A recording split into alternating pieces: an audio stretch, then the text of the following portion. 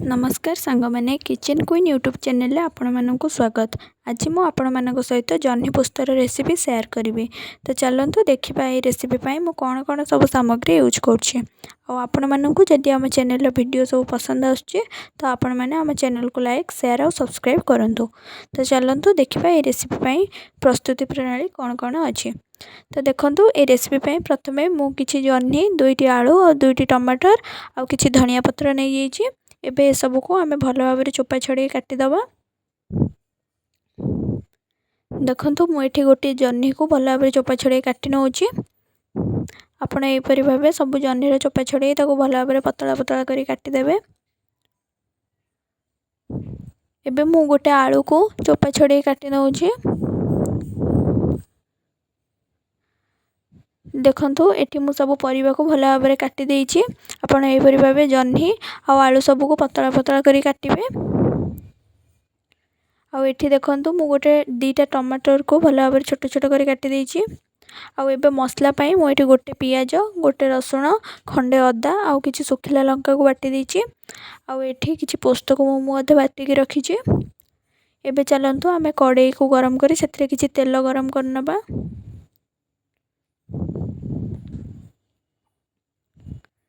तेल गरम होगा पर मुझे से किसी चीनी पकई दूचे जहाद्वारा तरकार टेस्ट बहुत भल आसो कलर भी बहुत भल आसो। एबे देखंतु चीनीटा केपरे हमर रेडिश ब्राउन कलर हो गलानी। एबे मु सेथरे बाटी के रखिथिबा मसला सब को ऐड कर दूची। आपण सब मसला को ऐड कर देबे। एबे मसला को भल भाव गोळेई नेबे। एबे मु सेथरे किछि स्वाद अनुसार लूण अल्प किछि हळदी किछि लंका गुंड आपन को जेतिक राग दरकार आपन से अनुसार लंका गुंड यूज करिवे। एबे मु सेथरे किछि जीरा गुंड आ किछि धनिया गुंड मध्ये ऐड करछि। एबे आपन ए सब को भल भाव कसी नेबे।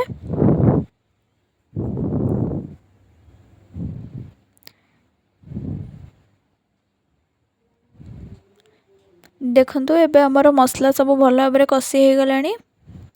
एबे सेथरे मु अल्प किछि पानी दे दूची। बे सब को हमें भल भाव गोळेई नबा।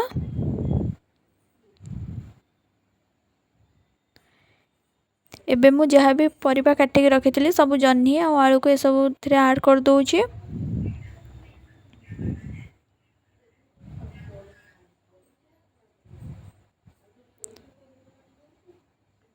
एबे सब को हमें भल भाव गोळेई नबा।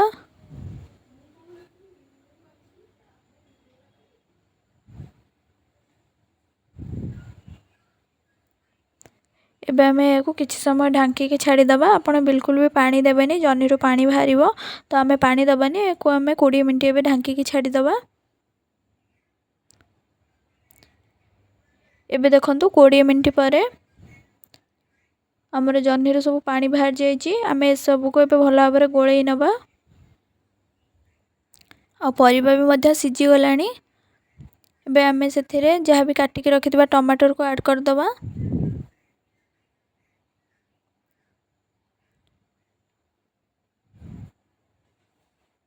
एबे किछि धनिया पत्र को मध्य सेथिरे मु ऐड कर दूची।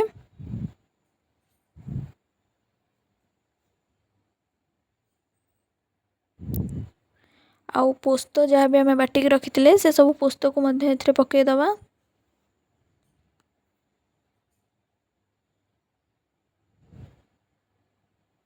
एबे हमें सब को भल भाव 2 ରୁ 4 थर गोळेई दबा।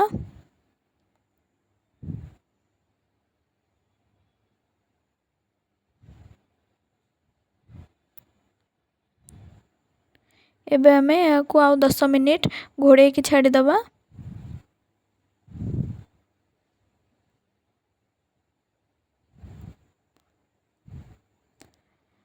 देखंतु 10 मिनिट परे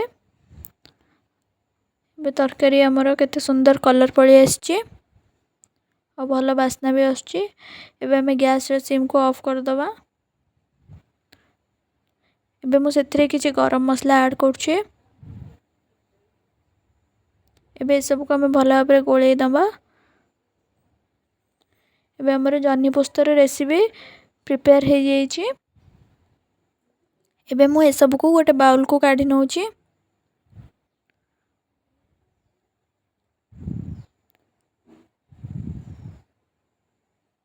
एबे देखंतो हम जह्नी पोस्तर रेसिपी पूरा पूरी रेडी हो जाइए। आपण या को रुटी पूरी बा परोटा सहित मध्य खाई परिबे। और आपन को जदि आम वीडियो भल लगिला तो आम चैनल को लाइक शेयर और सब्सक्राइब करंतु। रहुची पुणी देखाबो आ गोटे नुआ वीडियो रे।